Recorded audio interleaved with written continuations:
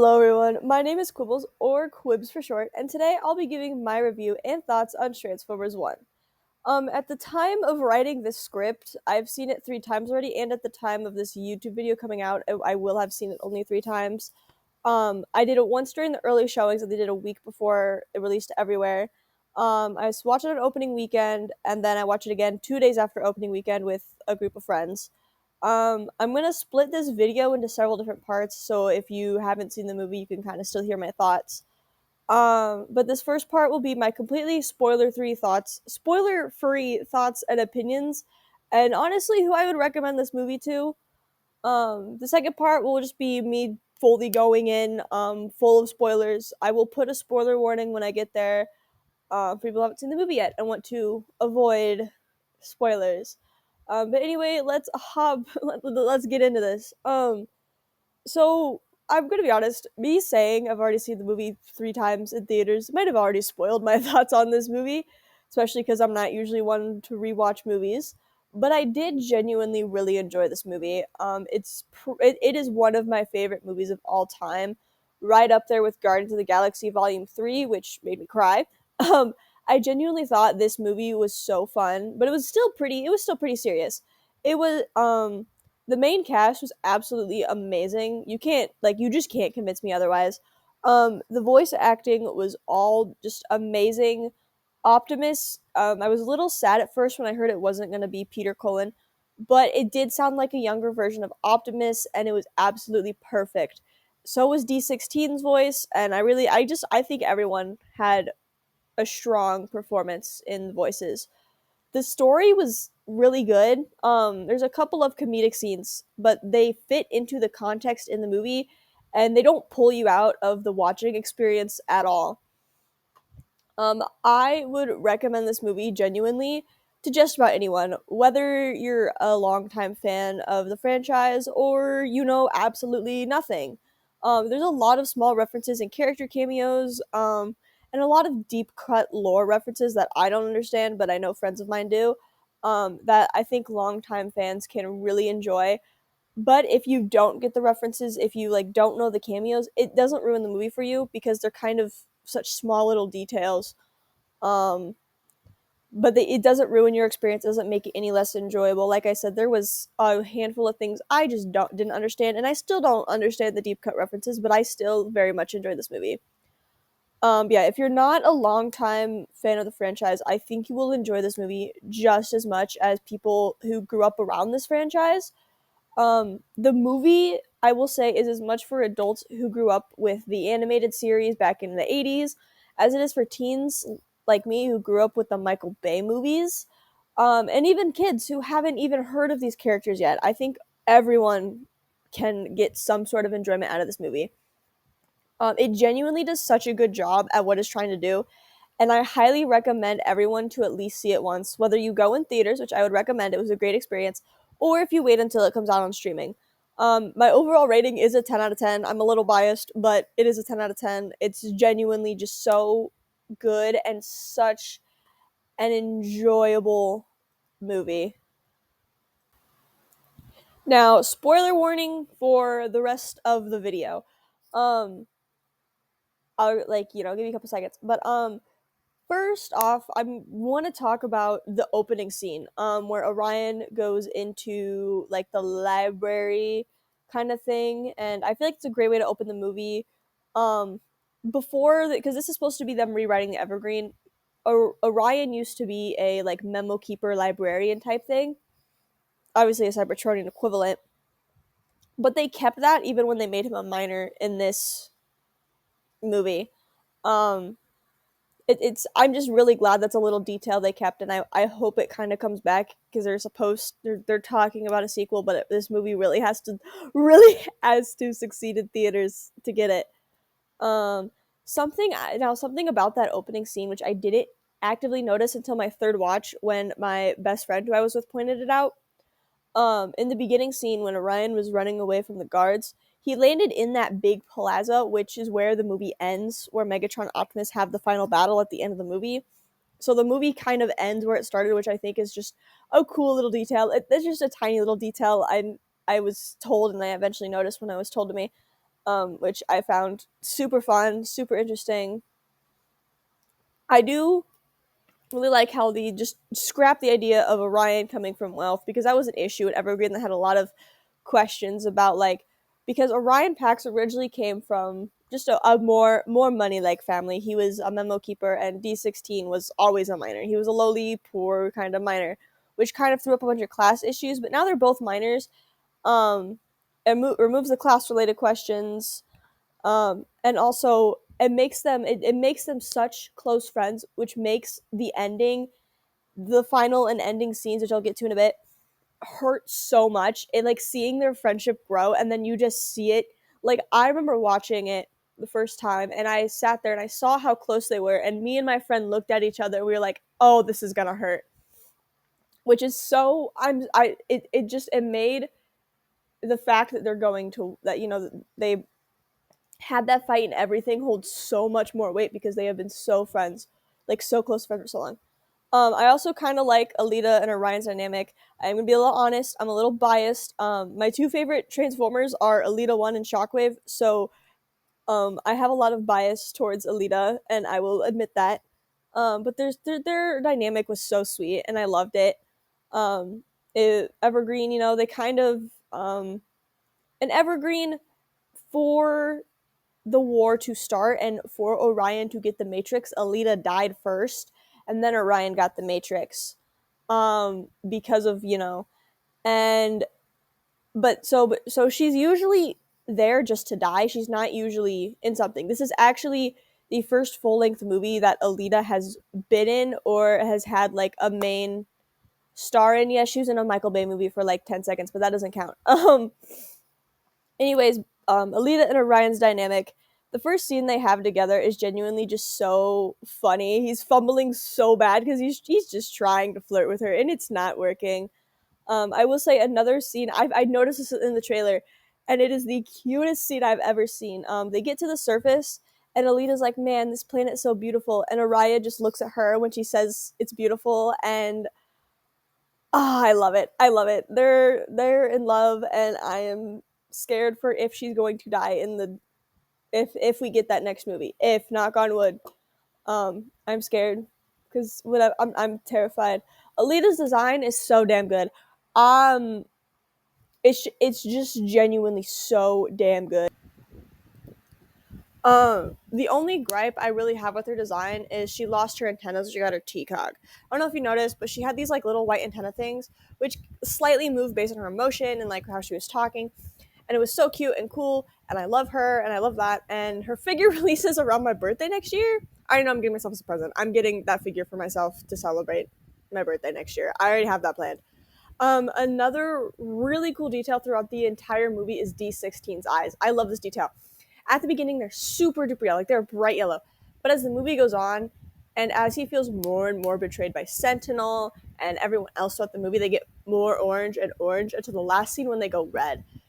Something about that scene where his eyes go red, something I didn't notice in my second watch, is that in the scene after he shoots Orion and he's holding Orion over the hole, like the giant hole, before he lets go, his eyes flicker from yellow to orange, over and over until they go dark red when he drops Orion, which I think is just chef's kiss. It hurts so bad. Now, speaking of that scene, um, both times I watched it, the first two times I watched it, I absolutely teared up. Even the third time, I teared up a little bit. Um, for part of the reason, there's a couple like different. It was genuinely just such a beautifully done scene. For those of you who don't know, the original Evergreen, Orion became Optimus. I kind of already explained this. He became Optimus after he received the Matrix. After Alita, the love of his life, died. And one detail I noticed that just the first time I watched it, this is why I cried the first time I watched it, because I cried for different reasons every time. The first time was I noticed Aaliyah's reaction when she saw Orion kind of fall and she thought he died. She like almost tried to jump in after him, and she looked devastated, and it absolutely broke my heart. The second time I cried, um the music for that scene, it's so beautiful. Apparently the person who did the music, so the person who did the music for this movie also did the music for Transformers Prime, and I'm currently watching Transformers Prime, and I love that show. The music is so good, the character designs are so good, there's no way they could transform, but hey, They're so good. Um, but person who did the music for Transformers One sampled the song, the track from the 1986 movie where Optimus dies and passes on the Matrix of Leadership. He sampled that for this song, for the scene of Optimus getting the Matrix of Leadership, which I think just made it more beautiful and made it so much more touching. The third time I just cried because it was a combination of everything. Because it's just genuinely such a beautiful scene. Um, anyway, something earlier in the movie, I find this so exciting and so funny. So the Chromia cameo, I wasn't expecting that, and the reason I find that cameo specifically so funny because me and my best friend were going into the first showing of the movie, right? And we were like, and I told him, I looked him in the eyes and go, a part of me is hoping for a Chromia cameo. I don't think she'll be named, but if I even think I see her, I'll be happy. But also, I'm like not expecting to actually see her. So the sheer excitement when she wasn't only shown but name dropped, I genuinely started shaking my friend aggressively, just like, oh my gosh. Um, I will say all of the cameos. I don't know if you know that GIF of Leonardo DiCaprio like snapping and pointing. I'll put it here. That was me and my best friend the entire first watch of the movie, and even the second time because the second time I noticed during the race you see like Mirage, Blur, like I've completely forgot about Blur. Blur is one. He is on my list of favorite characters. Um, but yeah, my first watch, like I said, me and my friend were putting out all the bots recognized by name. We recognized RC, Jazz, Red Alert, Ratchet, possibly Prowl, maybe Minerva. We weren't sure on those two. And then the third time we saw it, we thought we saw Moonracer, but it was like for one thing and we didn't really see it. Um, yeah, I kind of put that, and I think that's um yeah, I hope we see Blur and Mirage because they were on the leaderboard. I really hope we see them in person if there's next movies, but I'm not keeping my hopes up too high. I will say we're apparently getting a Sea Spray figure within the next year or two. I don't think it's going to be a Transformers one. That would be that would be so funny if that's how they dropped a Sea Spray one. We don't know anything about it. We just know we're getting a Sea Spray figure, and I'm excited for him. I know he probably won't be in the Transformers one, but you know what? Transformers 2, 3, whatever. I'm gonna hope a little bit. I also want to say I love Bumblebee's introduction. He was a goofy guy when he's be, but also serious. I will say a lot of my friends that I've talked to who have seen the movie with me kind of disagree with me on that. They kind of think he kind of talked too much.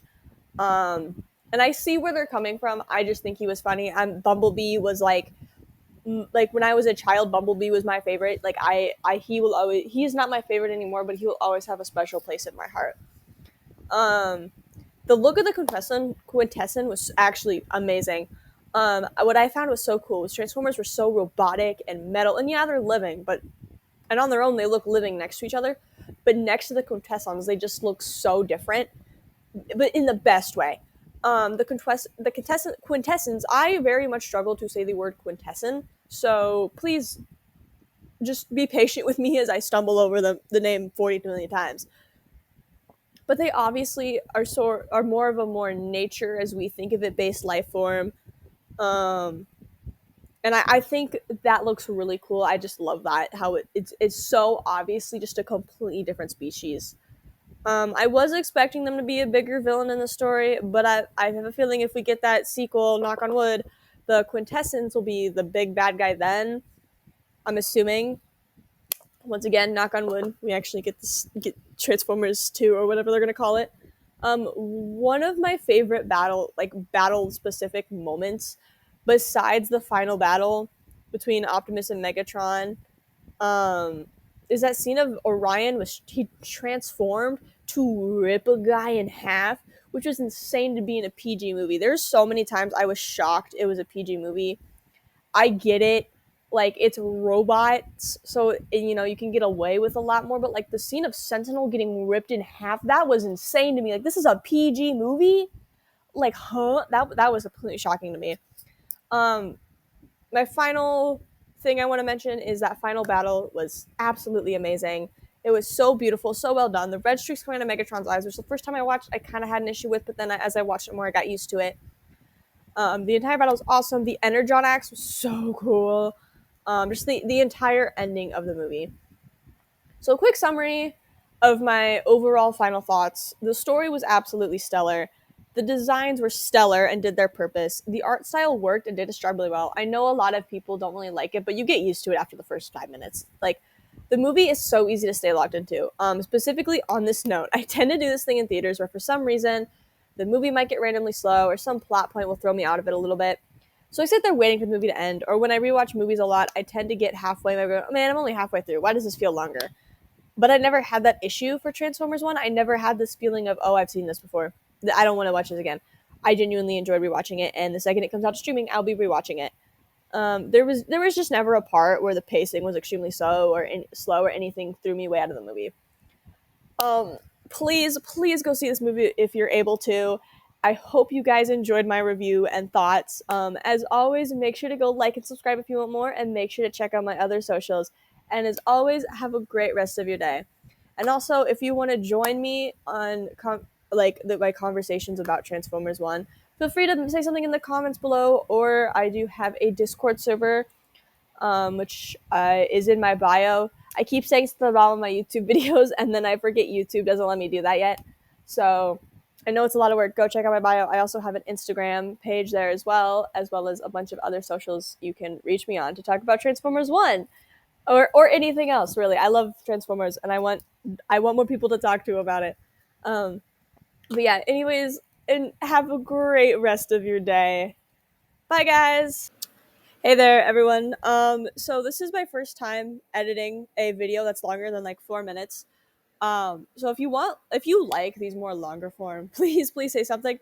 Also, something I wanted to say is at the time of me wrapping up editing and getting ready to post this, I have now seen the movie 4 times, and it is also being pulled from my local theater in the next week or so, and it's hitting um streaming on, I think, only like a week after hitting Europe, which it's gonna, for the time of finishing up editing, it is going to hit in about a week, like literally next weekend.